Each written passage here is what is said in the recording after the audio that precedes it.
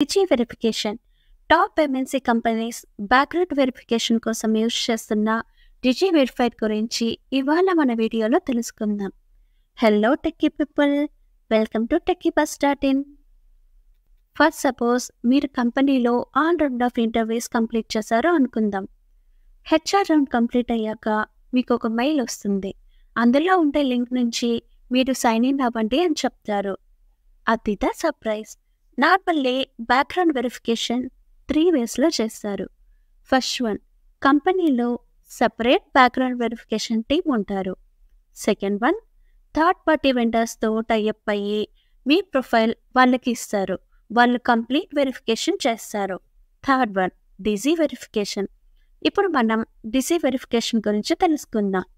Screening stage, pre offer stage, pre onboarding stage, post onboarding stage. ఇలా different స్టేజెస్లో ఎప్పుడైనా digi verification చేయొచ్చు. Digi verification ప్రాసెస్లో మీ స్టేటస్ గ్రీన్ అయితేనే ఆఫర్ లెటర్ వస్తుంది.